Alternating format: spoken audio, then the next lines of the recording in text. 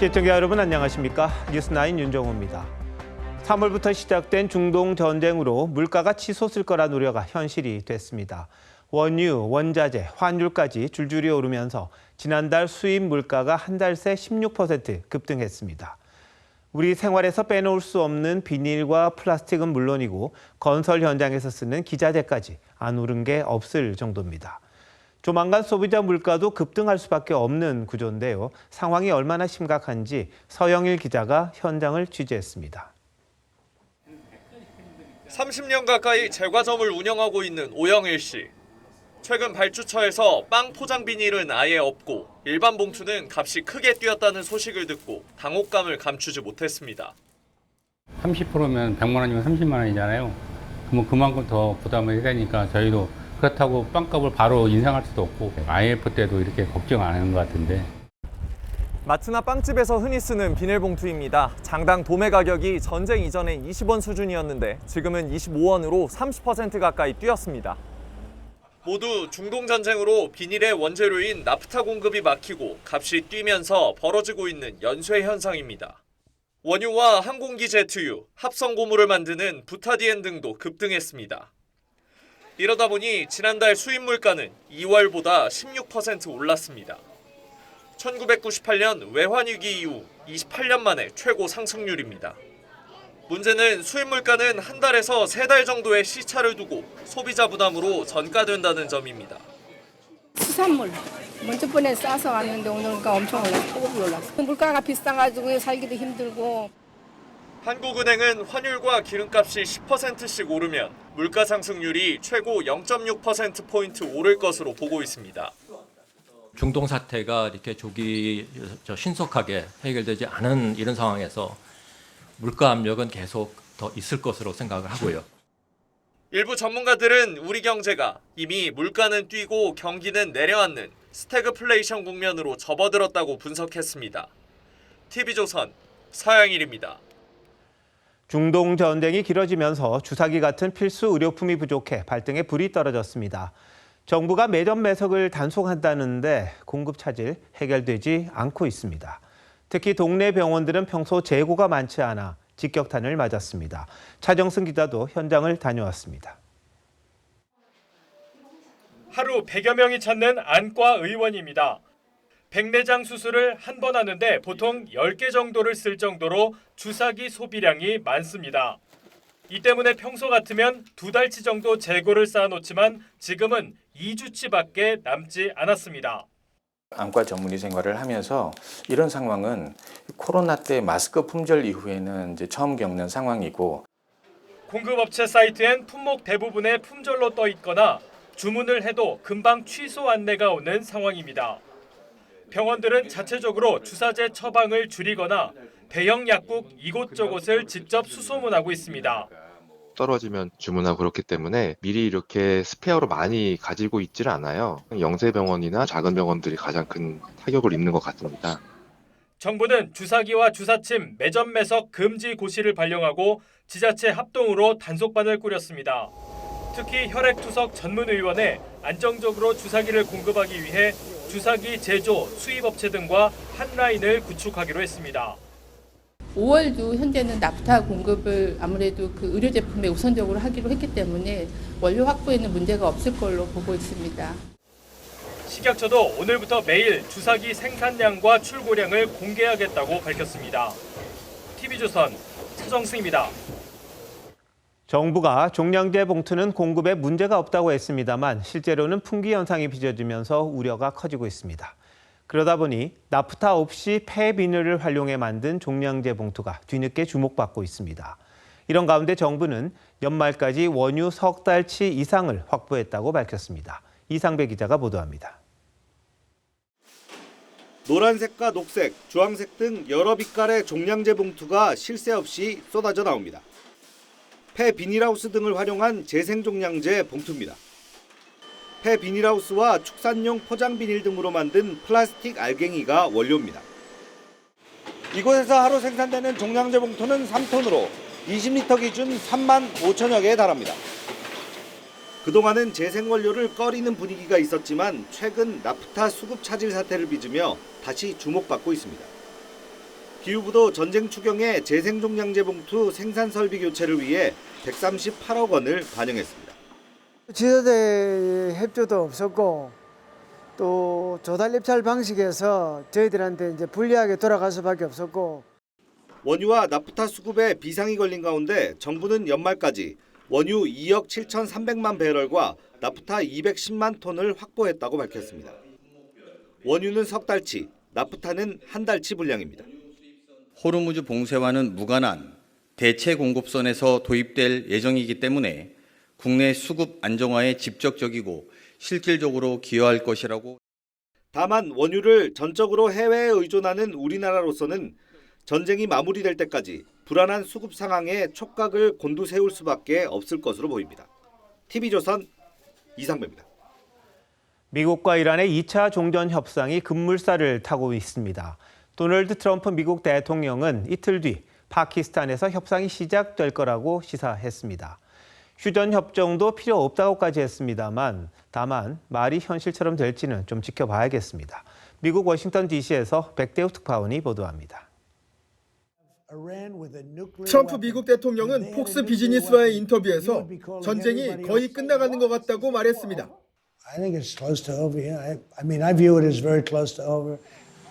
ABC 기자와의 인터뷰에선 휴전 연장이 필요하지 않다면서 2주 기한이 끝나는 오는 21일 이전에 협상을 끝낼 수 있음을 내비쳤습니다. 파키스탄에 있는 뉴욕포스트 기자에겐 그곳에 머물러야 한다면서 향후 이틀 안에 뭔가 일어날 수 있기 때문이라고 밝혔습니다. 우리 시간으로 이르면 내일 파키스탄 수도 이슬라마바드에서 2차 종전 협상이 다시 열릴 것을 넘어서 그 결과까지 낙관한 겁니다. 제이디 벤스 부통령은 트럼프 대통령이 스몰 딜이 아닌 포괄적 합의를 원한다고 말했습니다. He really wants a deal where Iran doesn't have a nuclear weapon, Iran is not state sponsoring terrorism, but also the people of Iran can thrive and prosper and join the world economy. 이란 측은 국제법을 지키라는 원론적 대응만 내놨습니다. ما خلاف قوانین بین الملل عمل نمی‌کنیم. شما همون حقوق بین الملل ما رو بپذیرید. 이번 주말 2차 협상이 열리는 건 확실시되지만 결과는 불투명합니다. 이란이 미국 제안대로 20년간 우라늄 농축을 포기하고 경제적 재원을 택할지가 관건입니다. 하지만 시간에 쫓기는 건 미 의회 승인을 받지 못해 이달 말이면 철군을 시작해야 하는 트럼프 대통령과 미국 쪽입니다. 미국 워싱턴 DC에서 TV조선 백대우입니다. 미국은 호르무즈 해협 역봉쇄를 이어가며 이란에 대한 압박을 계속하고 있습니다. 이란 항구에 머물렀거나 이용하려는 선박 가운데 단 한 척도 해협을 통과하지 못했다고 밝혔는데 실제 여러 척이 잇따라 회항했습니다. 이란에 대한 돈줄 죄기는 더 강해질 듯합니다. 이정민 기자입니다. 미국의 역봉쇄가 시작된 13일, 호르무즈 해협에서 선박 2척이 방향을 돌려 회항합니다.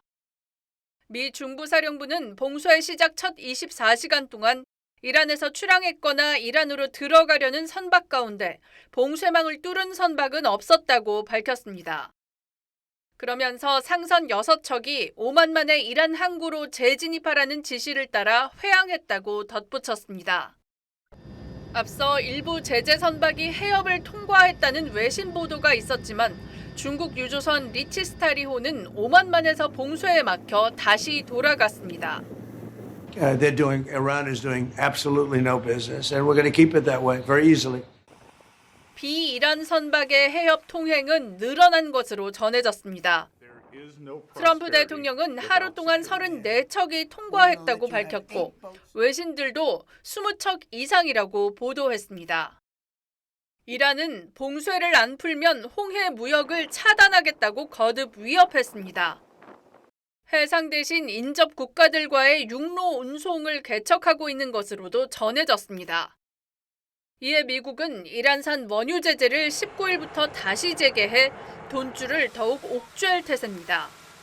President Trump in particular has a relatively short attention span. His opening gambit, the military aspect of trying to force Iran's hand, Iran being able to absorb punishment over an extended period of time. 이란은 이달 들어 하루 평균 171만 배럴을 수출했는데 중국이 80% 이상을 수입했습니다. TV조선 이정민입니다. 다른 조짐도 있습니다. 협상 결렬에 대비하는 듯한 모습인데요. 이란이 휴전 기간의 지하 미사일 기지 복구에 나선 정황이 포착됐습니다. 이란이 전열을 재정비할 수 있게 시간만 벌어준 게 아니냐는 분석도 나옵니다. 신은서 기자의 보도입니다. 지난 10일 이란 호메인 인근 지하 미사일 기지입니다. 막혀있는 갱도 입구 일대에 중장비들이 보입니다. 같은 날 타브리즈 남쪽 지하 미사일 기지에서도 비슷한 광경이 포착됐습니다. 전쟁 기간 공격을 받고 차단된 지하 기지에 접근하기 위해 입구를 막은 잔해들을 치우고 있다는 분석입니다. Many of those launchers may have been buried underground, not necessarily on purpose, but by U.S. and Israeli strikes on tunnel entrances, hence the front loaders digging those out. 미 언론은 이란이 휴전 기간 미사일 기지 복구에 나선 의도에 주목했습니다. So we're in this strange situation, Aaron, in that we've had this war which has been militarily devastating for Iran. Yet at the same time, we've had the most senior level contacts between America and Iran since the 1979 revolution. 휴전 자체가 적의 군사 역량이 어느 정도 재건되는 걸 감수하는 것이란 지적도 나옵니다. 앞서 미국은 이란의 미사일 역량이 근본적으로 무력화됐다고 큰 소리쳤습니다. Epic Fury decimated Iran's military and rendered it combat ineffective for years to come. We finished completely destroying Iran's defense industrial base. 하지만 미 정보당국은 한 달 넘는 집중 공격 후에도 이란의 미사일 발사대 절반과 탄도미사일 수천 발이 여전히 건재하다고 분석했습니다. TV조선 신은서입니다. 이란이 미국의 주요 전략 자산을 상당히 정밀하게 타격해 어떻게 이게 가능했을까 궁금증이 많았었죠. 중국 위성을 활용했다는 보도가 나왔습니다. 위성 사진을 바탕으로 중동 내의 미군 기지들을 공격했다는 건데 중국은 인정했을까요? 임서인 기자가 보도합니다. 하늘위 지휘 통제소로 불리는 공중 조기경보 통제기의 꼬리 부분이 두동강 났습니다. 지난달 이란의 사우디아라비아 프린스 술탄 미 공군기지 공습으로 파손됐는데 공중급유기 5대도 피해를 입었습니다. 파이낸셜 타임즈는 이란이 당시 공습에 중국제 첩보위성을 사용했다고 전했습니다. 보도에 따르면 이란 혁명수비대는 2024년 말 중국 기업으로부터 첩보위성 T-01B를 몰래 인수해 운용하며 중동 여러 국가에 있는 미군 자산을 감시해왔습니다. 파이낸셜 타임즈는 혁명수비대의 군사 문건과 자체 분석한 위성의 궤도와 좌표 설정 목록 등을 근거로 제시하며 위성의 해상도가 기존의 이란 군사위성보다 10배 더 정밀하다고 밝혔습니다. 해당 중국 업체는 위성을 발사해 궤도에 안착시킨 다음 해외 고객에게 인계한다고 밝혔는데 혁명수비대는 540억 원을 지불한 것으로 전해졌습니다. 해당 기업은 중국 인민해방군과 긴밀한 관계를 맺고 있는 것으로 알려졌습니다. 앞서 외신들은 중국이 이란에 휴대용 지대공 미사일을 제공했을 거란 보도도 내놨는데 중국은 모두 억측이라며 부인했습니다. 中国在军品出口方面一贯采取慎重、负责任态度。根据本国出口管制法律法规及承担的国际义务，实施严格管控。 미국과 이란의 2차 종전 협상 움직임에 대해선 휴전과 전쟁 종식을 돕는 모든 노력을 환영한다고 밝혔습니다. TV조선 임서인입니다. 대북 송금 사건을 다룬 어제 국회 청문회에서 나온 박용철 전 쌍방울 부회장의 증언이 연일 파장을 불러일으키고 있습니다. 방 전 부회장은 민주당의 위증 처벌 압박에도 필리핀에서 북한 공작원 리호남을 만나 70만 달러를 건넸다고 말했습니다. 그러자 여당 특위 위원들은 이종석 국정원장의 발언과는 배치된다며 방 전 부회장을 위증으로 고발하겠다고 했습니다. 야당에선 이 원장이 위증했다며 사퇴를 요구하고 있는데요. 대법원이 리호남에 대해 이미 판단했던 것 아닌가 싶기도 합니다. 고유동 기자가 보도합니다. 박용철 전 쌍방울 부회장은 2019년 7월 필리핀에서 북한 공작원 리호남을 만나 70만 달러를 건넬 당시 상황을 어제 청문회에서 상세히 설명했습니다. 후문 입구에서 만났습니다. 후문 입구에서 줬습니까? 아닙니다. 제가 회장님이 계신 방까지 저는 안내를 했고요. 리오남 만난 거 사실이죠? 예. 100% 1000% 사실이죠? 네. 조작 기소 주장과 배치되는 증언이 나오자 민주당은 서로 말을 맞춘 진술 세미나의 결과라며 위증 혐의 고발을 예고했습니다. 리오남이 당시 제3국에 있었다는 이종석 국정원장의 보고 내용과 배치된다는 겁니다. 법적 조치를 포함해 반드시 위증의 대가를 치르게 하겠습니다. 그러자 국민의힘은 위증 처벌 압박에도 흔들리지 않은 방 전 부회장의 증언이 진실이라며 이 국정원장이 정치 개입을 하고 있다고 사퇴를 주장했습니다. 대법원 판결 내용을 부정했던 이종석 국정원장 위증을 했다면 그에 따른 법적 책임을 져야 할 것입니다. 박상용 검사는 쌍방울 측의 실제 진술 내용은 더 구체적이었다고 했습니다. 그때 당시에 자기들은 리 명운이라고 알고 있었대요. 꼭 영화 찍듯이 증언이 아주 구체적이거든요. 내일 대장동 사건 등에 대한 국정조사 청문회엔 민간업자 김만배, 남욱 등이 출석할 예정입니다. TV조선 고이동입니다. 이재명 대통령이 조폭 연루설 관련 보도를 했던 언론에 이어 이번엔 국민의힘에 사과를 요구했습니다. 조폭 연루설과 대장동 의혹이 아니었다면 2022년 대선 결과가 완전히 달라졌을 거라며 대선을 훔쳤다고도 했습니다. 그러자 국민의힘은 김대엽의 병풍, 사드, 후쿠시마 오염수 괴담 같은 가짜 뉴스를 누가 더 많이 선동했냐며 먼저 사과하라고 요구했습니다. 최민식 기자가 취재했습니다. 이재명 대통령은 이른바 이재명 조폭설 제보자로 나섰던 국제마피아파 박철민 씨의 가족이 대선 직후 국민의힘으로부터 공천을 받았다는 기사를 SNS에 공유했습니다. 그러면서 지속적으로 이재명 조폭설을 퍼뜨려 질 대선을 이겼다면서 국힘의 진지한 공식 사과를 기다린다고 했습니다. 조폭설만 아니었어도 대선 결과는 완전히 달랐을 것이라며 대장동 사건 또한 조작이라고 했습니다. 마땅히 사과 및 그에 따른 책임을 져야 할 것입니다. 이 대통령과 관련된 대장동 사건 재판은 당선 이후 중단된 상태지만 판단이 나오진 않았습니다.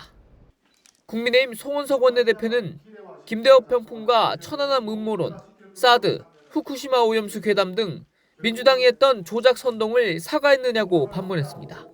최근 가짜뉴스 영상을 유포했다 곤란해지자 물타기 하려는 것 아니냐고도 했습니다. 훨씬 많은 가짜 뉴스와 선동으로 국민과 그리고 국가적 이익에 반하는 먼저 사과하는 게 맞지 않을까. 앞서 한동훈 전 대표도 이 대통령이 부추긴 청담동 술자리 의혹 등이 가짜뉴스로 확인됐는데도 아직 사과를 안 했다며 계산 정확히 하자고 지적한 바 있습니다. TV조선 최민식입니다. 지방선거가 50일도 남지 않았는데 제1야당 대표가 닷새째 보이질 않습니다. 한미동맹 강화 등을 이유로 미국을 방문하고 있어서죠. 오늘 제3자가 공개한 사진 한 장이 국민의힘 내부의 반발을 불러왔는데 어떤 사진이길래 이런 반응이 나왔을까요? 한동훈 전 대표 복당론을 둘러싼 당내 논란까지 정민진 기자가 정리했습니다. 국민의힘 장동혁 대표가 미국 방문 닷새 만에 알린 첫 공식 일정은 한국전 기념비 참배입니다.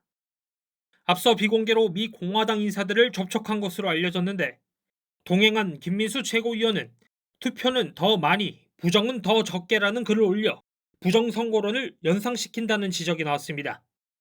여기에 미 의회 의사당을 배경으로 웃으며 V자를 한 사진까지 공개되자 당내에서 불만이 터져 나왔습니다. 희낙낙하는 당대표에 대한 울분도 있고 상주가 상가를 지키지 않고 어디 가요방에 간 것 같다. 본인의 책임감을 크게 느끼셔야 되지 않나. 혹시 선거를 포기하고 있는 게 아닌가라는 염려가 듭니다. 한동훈 전 대표가 출사표를 낸 부산 북구 앞 보궐공천을 둘러싼 논란도 커지고 있습니다. 서병수 전 의원, 김도읍 의원이 무공천을 주장한 데 이어 부산 초선 곽규택 의원은 한 전 대표를 당내 경선에 참여시키자고 주장했습니다. 원내 수석 대변인인 곽 의원은 공천관리위원도 맡고 있습니다. 한동훈 전 대표가 국민의힘에 다시 들어와서 경쟁을 통해 가지고 국민의힘 후보로 단일화해서 나가는 게 지도부는 곧바로 부적절한 발언이라고 제지에 나섰습니다.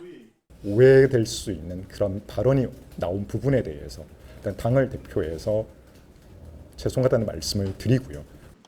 부산 재선인 김미애 의원이 성공천 후 단일화를 제시하는 등 범보수 단일 후보를 내기 위한 논란은 한동안 지속될 전망입니다. TV조선 정민질입니다. 국민의힘은 대구시장 후보 1차 컷오프 이후 3주 넘게 공천을 둘러싸고 논란만 이어지고 있습니다. 반면 민주당은 김부겸 후보를 내세워 일찌감치 지지세 확장에 주력하고 있죠.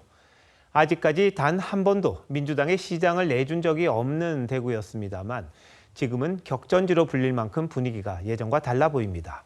실제 대구 민심은 어떤지 김창섭 기자가 들어봤습니다. 대구 최대 번화가였던 동성로입니다. 점심 무렵인데도 거리가 이렇게 한산합니다. 3층짜리 상가는 이렇게 통째로 공실로 비어 있습니다. 일단 확실히 소비가 많이 줄었고요. 편하게 쓰던 것들도 좀 많이 아끼는 편인 것 같고. 대구가 30년 가까이 보수 진영에 표를 줬는데 경제가 나아진 게 없다며 바꿔야 한다는 목소리가 나옵니다. 대구는 그냥 공천만 받으면 다 100% 됐어요. 이제는 한 번 정도는 바뀌어질 필요가 있지 않느냐 생각이 들어요. 김부겸을 뽑겠다는 얘기가 훨씬 많아요. 그러니까 한 비율은 한 6대4 정도? 대학생은 그런 것 같고. 반면 보수 진영이 여권의 독주를 견제하기 위해선 대구만큼은 지켜야 한다는 의견도 여전합니다. 총리할지 뭐 해주는 거 뭐 있어요. 한 개 내놓고 대구 무너지만 대한민국 다 무너지는 것이다. 그래도 좀 보수 쪽이 대구는 좀 강하지 않을까 싶습니다. 대구에서 50%를 넘던 국민의힘 지지율은 넉 달 만에 10%포인트 넘게 떨어졌습니다. 반면 무당층은 23%에서 34%로 늘었는데요. 이 표심의 향배가 승패의 관건이 될 전망입니다.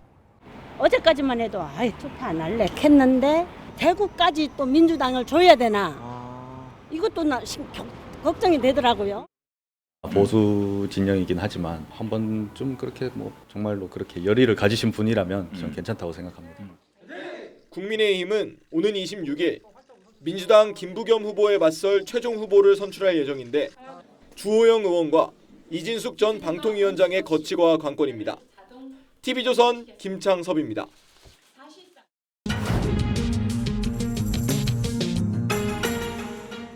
정치 연안에 한 발 더 들어가 궁금증을 풀어드리는 정치 더 시간입니다. 조선일보 배성규 정치 에디터 나오셨습니다. 자, 오늘 주제 알려주시죠. 네, 여도 야도 단일화 고민입니다. 네, 여야 모두 후보 단일화가 참 중요하다 이런 이야기가 나오고 있는데요. 여권은 민주당, 조국혁신당 그리고 진보당까지 얽혀 있습니까? 네, 그렇습니다. 이 조국 대표가 어제 평택을에 출마 선언을 했는데요.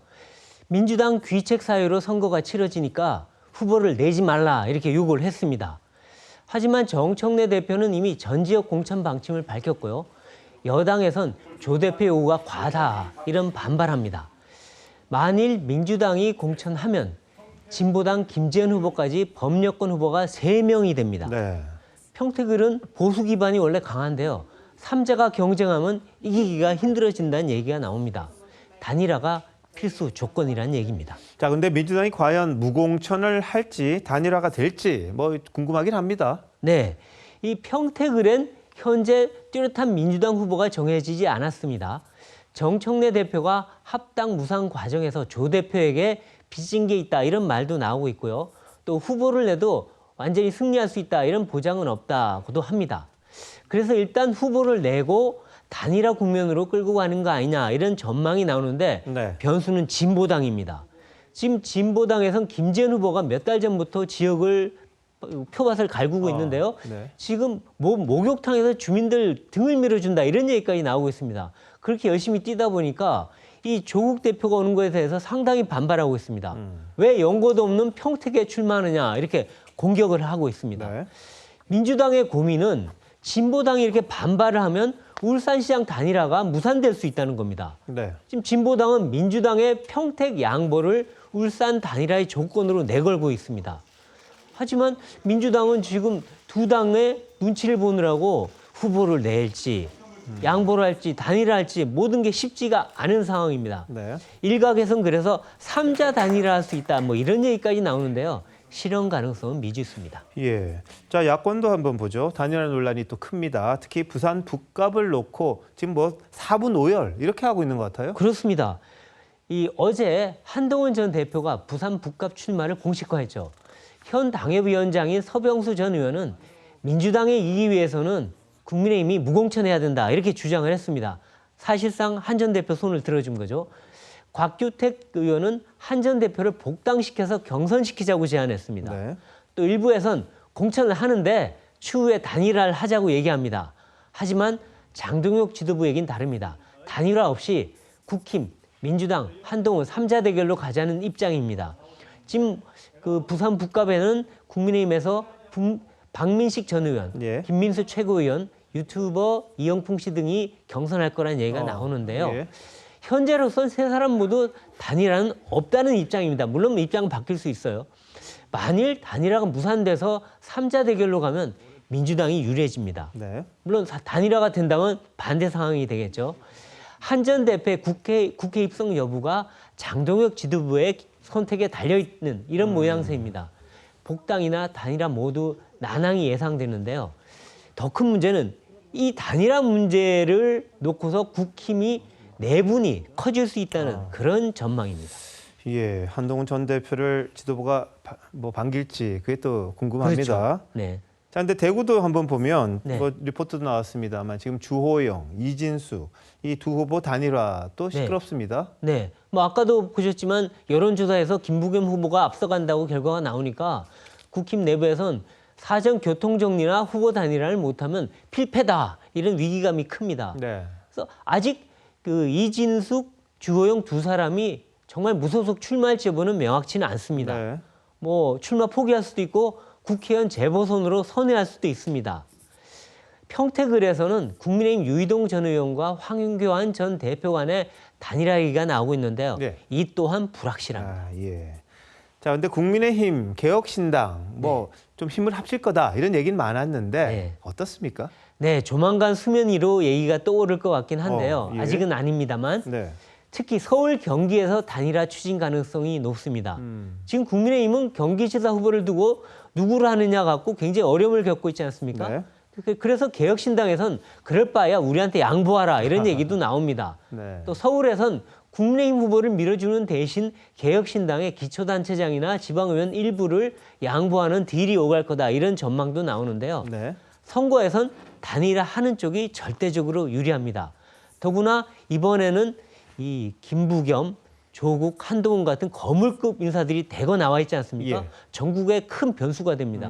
그래서 여야 모두 단일화 게임에 끝까지 올인할 가능성이 큽니다. 네, 선거를 하면 누구 손이라도 빌리자, 합치자 이런 이야기가 많았는데 참 이번 선거 특히 좀 변수가 많아 보이는군요. 네. 베이지터 잘 들었습니다.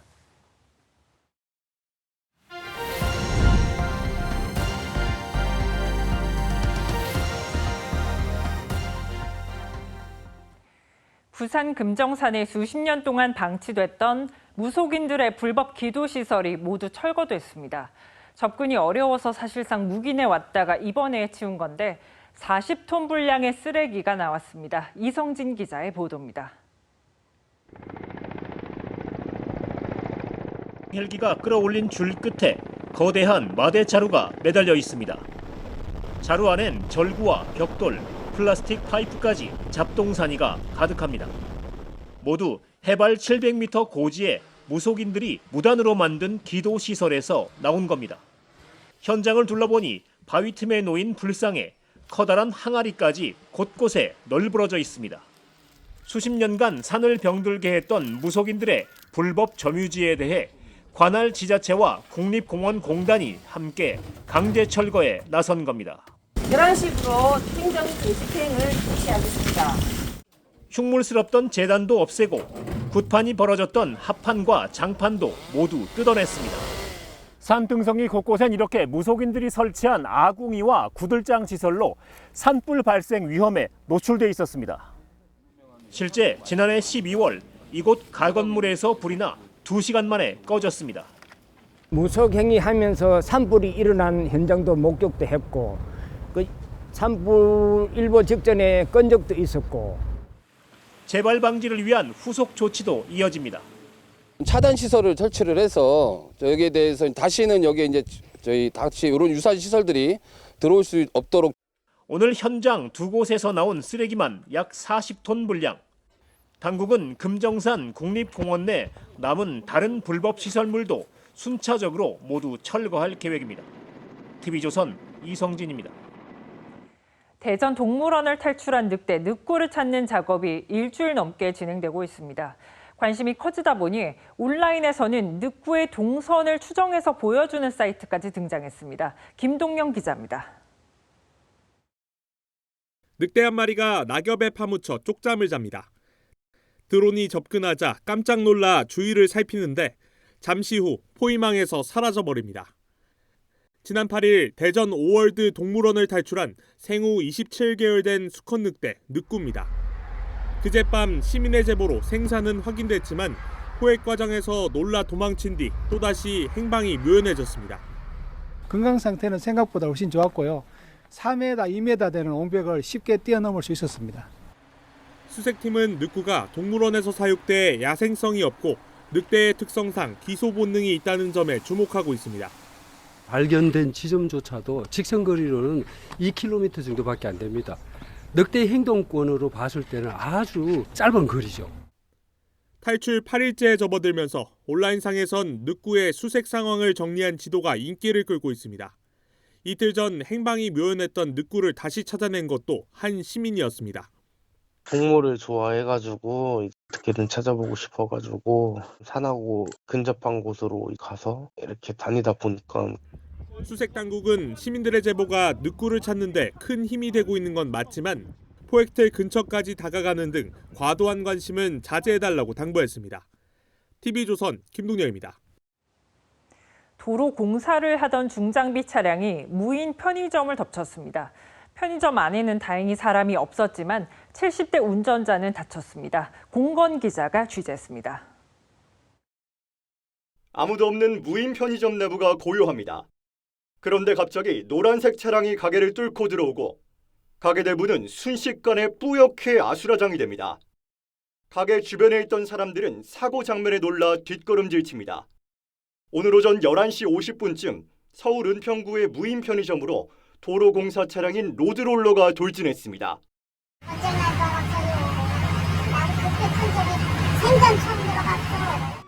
사고 당시 가게 내부에 사람은 없었지만 차량 운전자인 70대 남성이 다쳐 병원으로 이송됐습니다.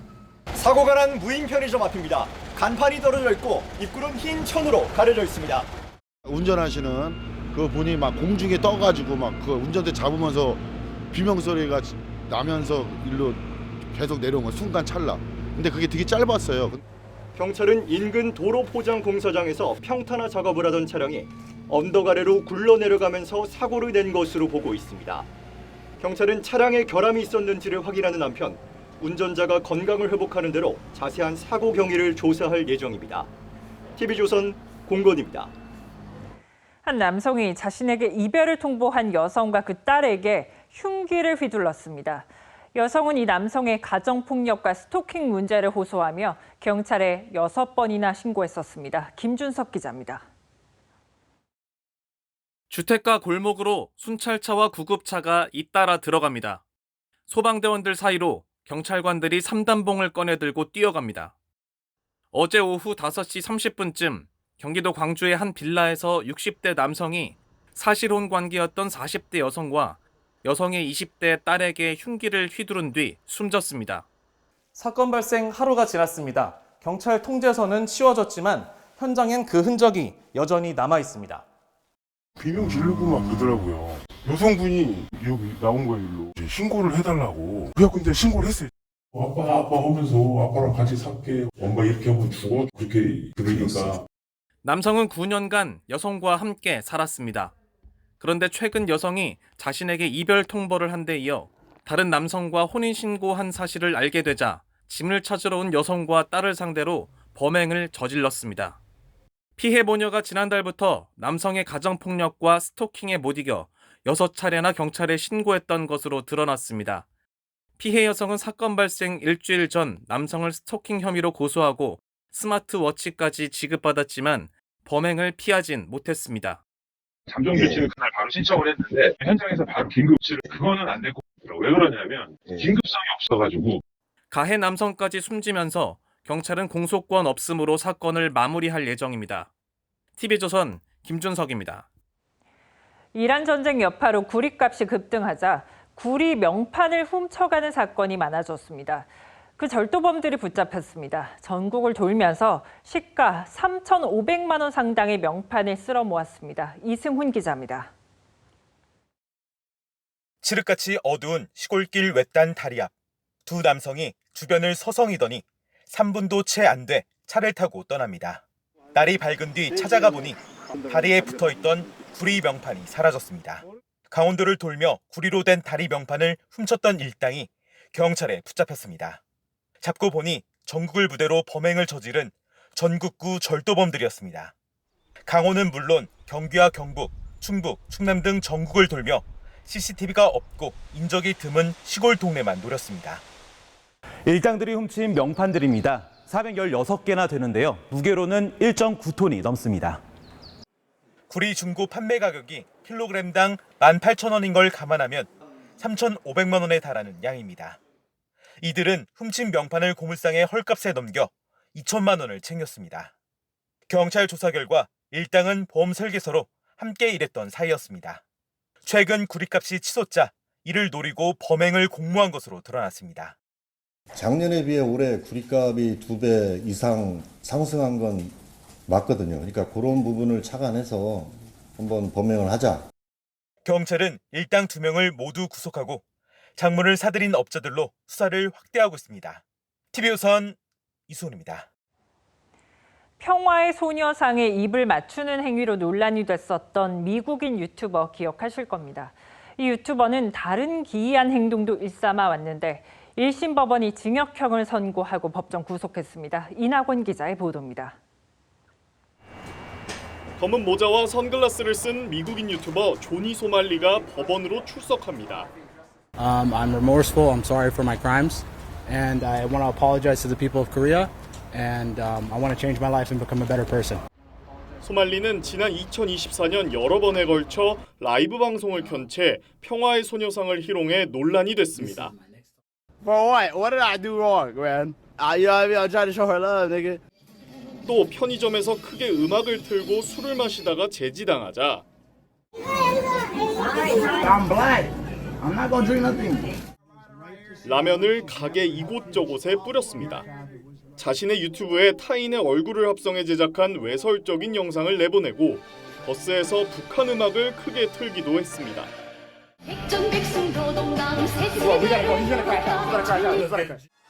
검찰은 소말리를 허위 영상물 반포와 업무방해 혐의로 기소했지만 소녀상 모욕에 대해선 사람이 아니란 이유로 공소사실에 포함하지 않았습니다.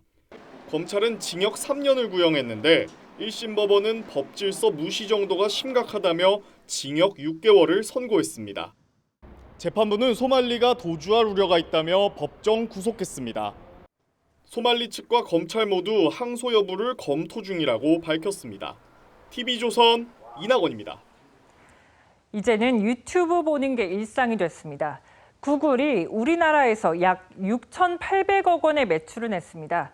그런데 전 세계 매출과 함께 비교해서 보면 적어도 지나치게 적습니다. 이렇게 매출이 적다 보니 한국에 내는 법인세도 그만큼 적었습니다. 의도적으로 줄였을까요? 박상현 기자가 설명합니다. 웹검색과 유튜브, 클라우드 등으로 국내 플랫폼 기업들과 경쟁하고 있는 구글. 지난해 구글의 한국 법인 3곳에서 거둔 매출액은 6,831억 원입니다. 영업이익은 684억 원으로 10%대의 영업이익률을 공시했습니다.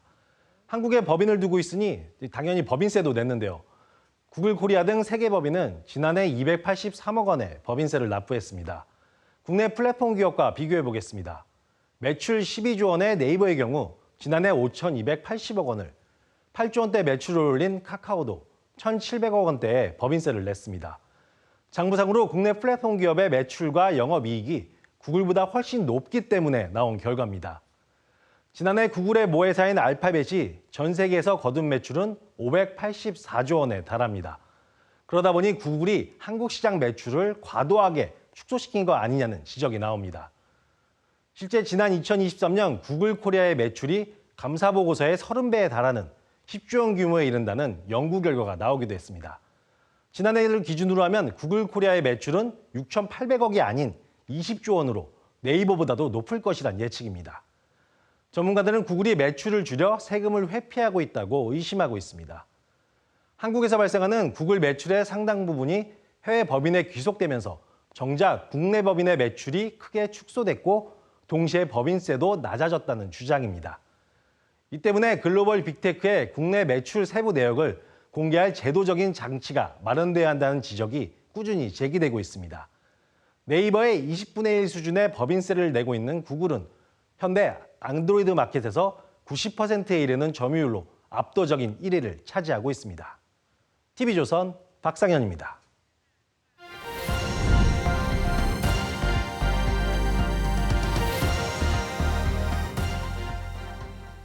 미국 트럼프 대통령이 주한 미 대사로 지명한 한국계 미셸 박스틸 전 의원은 그동안 한국 관련 현안에 적극적으로 목소리를 내왔습니다. 특히 최근 인터뷰에선 중국이 대만을 침공하면 한국이 적극적으로 역할을 해야 한다고 말하기도 했습니다. 이 밖에도 우리 입장에선 상당히 곤혹스러운 발언들이 적지 않은데 이태영 기자가 과거 발언들을 살펴봤습니다. 트럼프 대통령의 측근인 미셸 박스틸 주한 미국 대사 지명자는 공화당 내 대표적인 반중 매파로 꼽힙니다. 그러니까 중국이 우리가 생각하는 것보다 굉장히 많이 infiltrated, 네, 그러니까 맞아요. 스며들어 있다는 네. 거죠. 미국 자체는. 그래서 굉장히 진짜 무서운 나라인 거예요. 지명 8개월 전 인터뷰에서 스틸 지명자는 대사로 임명되면 가장 먼저 추진하고 싶은 한미 협력 과제가 무엇이냐는 질문에 중국에 대한 대비를 언급했습니다. 중국이 대만을 침공할 경우 다음 타깃은 한국과 일본 등이 될 것이라며 중국 방어에 한국도 동참해야 한다고 말했습니다. 미국의 그 군대들이 들어가기까지 1, 2주 걸린다고, 그리고 한국하고 일본이 주도를 해야 되지 않나, 네. 그렇게 생각하고 있고, 같이 일하지 않을 적에는 굉장히 고립되기가 굉장히 쉽다고 생각해요. 하나의 중국 원칙을 존중한다는 이재명 정부의 입장과는 온도차가 있습니다. 한국의 방위비 분담금 인상 필요성도 꾸준히 제기해왔습니다. We really have to remember that what United States did for South Korea. 스틸 지명자는 미 상원의 인사청문회와 인준 표결, 우리 정부의 아그레망 절차를 거쳐 공식 임명될 전망입니다. TV조선 이태형입니다. 오늘 국회에선 신현송 한국은행 총재 후보자 인사청문회가 열렸는데 외국과 관련한 논란이 유독 많았습니다. 장녀가 영국 국적인데도 여전히 주민등록번호가 있었고 불법 전입이 문제가 됐습니다. 금융자산 대부분이 외화라는 점도 도마에 올랐는데요. 야당은 이래서야 어떻게 우리나라 금융을 책임질 수 있겠냐고 비판했습니다. 자세한 내용은 변정현 기자가 전합니다. 신현송 한국은행 총재 후보자가 2023년 신고한 장녀의 전입신고서입니다. 1999년 영국 국적을 얻으며 한국 국적을 상실했는데도 한국 주민등록번호가 기재돼 있습니다. 국적 상실 신고를 하지 않은 겁니다. 어떨 때는 영국인이고 어떨 때는 한국에 출입국하기 편할 때는 한국 여권 써서 출입국했다. 이거 대한민국 정부를 기만한 거 아닙니까? 그리고 제대로 행정 처리를 못한 제 불찰이었고요. 그리고 다만 어떤 그 이익을 추구하기 위한 고의적인 그런 행위는 없었습니다. 모친 소유 아파트를 갭 투자로 취득했다는 논란에 대해서도 투기 목적은 아니라고 해명했습니다. 금융자산의 93%가 외화에 편중돼 있어 하는 총재로서 이해 충돌이 발생할 수 있다는 지적도 나왔습니다. 환율이 오를수록 더 많은 이득이 생기는 사람이 생선 가게에 고양이를 맡기는 꼴이 아닌가. 신 후보자는 이미 반 이상 처분했다며 추후 100% 처분을 약속했습니다. 언제까지 처분할 거예요? 그거는, 전체를 언제까지 처분할 거냐고. 예, 그거는 단시간에 다 처분하겠습니다. 야당은 검은머리 외국인 아니냐며 자격을 문제 삼았지만 여당은 전문성을 갖춘 후보라고 평가했습니다. 우리 국민의 평가가 좋은 것 같습니다. 이론과 실무를 겸비한 아주 국제적인 금융 전문가다. 신 후보자는 중동발 인플레이션이 확산될 경우 통화 정책의 역할이 필요할 수 있다고 진단했습니다. 기준금리 인상 가능성을 시사한 것으로 해석됩니다. TV조선 변정현입니다. 어제 프로스포츠라고 부르기 민망한 야구 경기가 있었습니다. 한화가 KBO 리그 45년 역사에서 최다 4사구를 기록하는 불명예를 안았습니다. 이다솜 기자입니다. 지켜보기 힘든 4시간 9분의 졸전이었습니다. 한화가 5대1로 앞선 8회, 2-3할로 위기에서 김서현이 볼넷을 허용하며 한 점을 내줍니다. 불안정한 제구는 여기서 끝이 아니었습니다. 볼넷과 폭투로 2점을 더 허용합니다. 9회에도 등판한 김서현은 몸에 맞는 공으로 또다시 위기를 자초합니다. 아웃카운트 1개만 잡으면 승리할 수 있는 상황에서 연속 밀어내기 볼넷으로 자멸했습니다. 5대6 역전패. 개막 후 9경기 연속 매진이라는 야구 열기에 찬물을 들이부었습니다. 한화는 4사구 18개를 남발하며 한 경기 역대 최다 기록을 36년 만에 깼습니다. 두 팀 합쳐 쏟아진 23개의 볼넷 역시 불명예 신기록입니다. 삼성은 5회부터 9회까지 5이닝 연속 만루 기회를 만들며 적시타 한 방 없이 6점을 내는 진풍경을 연출했습니다. 지난해 준우승의 주역 폰세와 와이스를 비롯해 김범수, 한승혁 등 핵심 불펜 요원들의 이탈은 뼈아팠습니다. 한화는 올 시즌 14경기에서 10개 구단 중 가장 많은 99개의 4사구를 기록 중입니다. 최소 4사구를 기록한 LG의 2배에 달합니다. 한화 김경문 감독은 외국인 투수 잭 쿠싱을 새 마무리로 낙점하며 불펜 개편에 돌입했습니다. TV조선 이다솜입니다.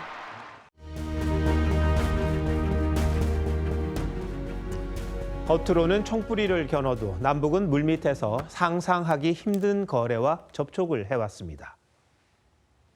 박석영 선생을 좀 만나고 싶은데 말이오. 암호명 흑금성. 북한 고위층 내부로 잠입하라는 지령을 받은 박석영을 누가 만나고 싶어하는 걸까요? 리책 또는 리명훈이라고 불리지. 북한의 영향력은 상상을 초월하지. 북한 대외경제위원회 처장 리명운입니다. 현실에서 리호남으로도 불리죠. 요즘 논란의 한복판에 선 대북송금 사건에서 쌍방울돈 70만 달러를 받았다는 의혹을 받는 바로 그 사람입니다. 그런데 지금 대한민국에서 리호남을 만났냐 안 만났냐를 놓고 난리가 났습니다. 이화영 전 경기부지사 재판에서는 대법원이 지금 얘기된 70만 달러는 아니지만 쌍방울이 북한에 건넸다는 돈이 이재명 당시 경기지사의 방북 비용이라고 판단했습니다. 이 전 부지사는 이 사건 등으로 징역 7년 8개월이 확정되기도 했죠. 그런데 민주당은 이 사건이 정치 검찰에 의해 조작됐다면서 국정조사 중입니다.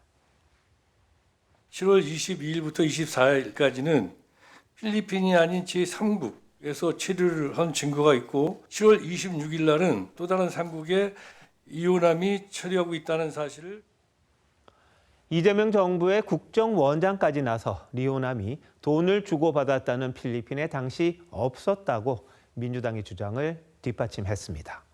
이런저런 증인들도 여권을 대변하기도 했죠. 하지만 어제는 이런 주장을 뒤흔드는 묵직한 증언이 나왔습니다. 리호남 왔어요, 안 왔어요? 예, 왔습니다. 리호남에게 돈을 왜 줬죠? 방북 대가로 드린 거고요. 힘센 여권의 계속된 윽박질에도 말은 바뀌지 않았습니다. 노자는 하늘의 그물이 놓치는 게 없다고 했습니다. 진실이 약하고 허술한 듯해도 절대 약하지 않다는 거죠. 그런데도 여권은 방 전 부회장의 진술이 거짓이라고 위증 혐의로 고발하겠다고 합니다. 뭘 근거로 사실이 아니라고 단정하는지 제대로 내놔야 할 겁니다. 국정조사가 결론을 정해놓고 퍼즐을 끼워 맞추는 자리는 아니지 않습니까? 유리한 증언만 골라 담는다면 하늘의 그물이 더 무섭게 죄어올지도 모릅니다. 4월 15일 윤종호 앵커 칼럼 증언 골라 먹기였습니다.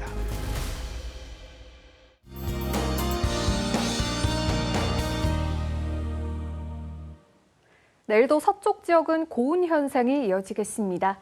서울의 낮 기온 27도, 대전과 전주 28도로 초여름 수준의 낮더위가 계속되겠습니다. 반면 동쪽 지역은 15도 안팎에 머물며 상대적으로 선선하겠습니다. 때이른 더위 속 강한 자외선도 주의하셔야겠습니다. 내일 자외선 지수 전국이 높음 수준이 예상되고요. 특히 충청 이남 지방은 매우 높음 수준까지 오르겠습니다. 고온 건조한 바람이 불면서 건조특보 지역도 확대됐는데요. 서울에도 건조주의보가 내려졌습니다. 불이 나지 않도록 조심하셔야겠습니다. 내일은 전국이 대체로 맑다가 오후부터 차차 흐려지겠고요. 제주도에선 바람이 강하게 불겠습니다. 내일 아침 기온 서울 12도, 대구 8도로 오늘보다 조금 낮게 출발하고요. 내일 한낮 기온 서울과 광주 27도, 울산 19도에 머물겠습니다. 금요일인 모레는 충청과 남부지방에 봄비가 내리겠습니다. 날씨였습니다. 4월 15일 수요일 뉴스9 마칩니다. 시청해주신 여러분 고맙습니다.